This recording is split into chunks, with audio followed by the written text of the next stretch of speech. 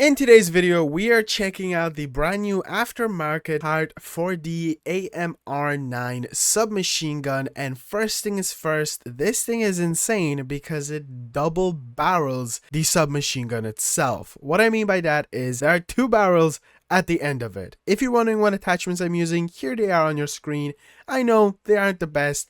Honestly, the mobility and handling kind of gets really decreased by the actual attachments themselves, specifically the after part one. But I decided to hop into a game and test this out for myself, and I can safely say that this thing is kind of wild and really worth unlocking.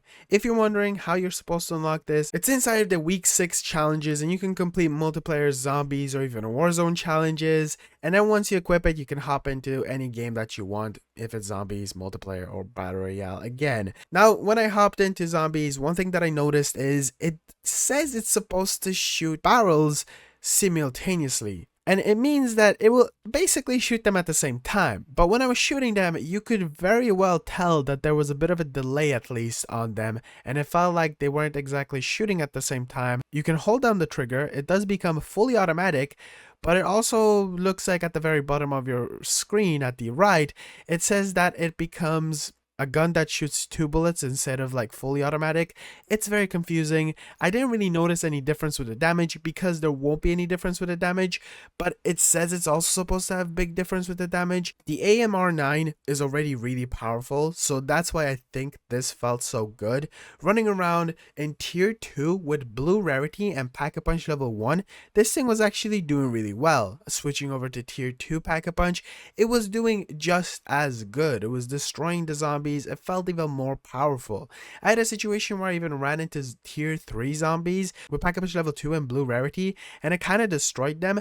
But overall, this thing is like, it's a solid enough weapon. I took down a disciple relatively easy, I took down a mimic relatively easy, and that's when I felt comfortable enough to run inside of tier 3 with gold rarity and pack-a-punch level 3. This is where it gets interesting because I've been testing a lot of tier 3 stuff with weapons overall, and I've noticed that the difference with tier 3, at least making it easier, is weapons that are like submachine guns, pistols, or even your fists or melee weapons are the best things to run around because you then have the ability to be really fast. So since this weapon can pack a really big punch, even though you can't put on really powerful barrels, overall the double barrel on this itself is good enough to take out zombies like mimics, disciples, manglers, and lastly even the mega abomination can be destroyed with this thing. I did test it out on some boss like zombies, but overall testing it out on a normal mega abomination, I didn't actually struggle too much.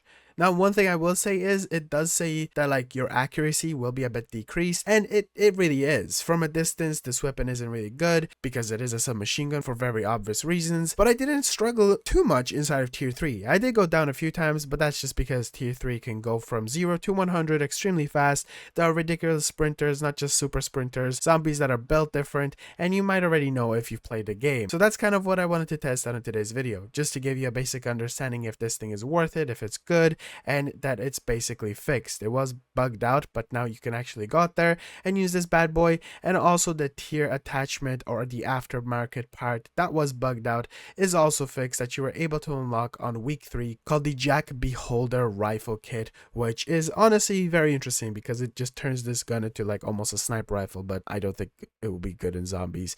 Anyways and gentlemen, didn't want to make this video too long because there's only so much that you can say about a weapon, especially a weapon that you might already know a lot of things on, but once you stop on this aftermarket part, it does become pretty OP, I will be honest. Like, this weapon is already pretty overpowered, and I think it still remains overpowered even with this attachment. Thank you so much for watching. I hope you guys enjoyed. If you did enjoy it and want to see any more weapon tests or just zombies content, then definitely be sure to subscribe and be sure to drop a like on the video, as that does really help out. See you guys in the next one. Peace out.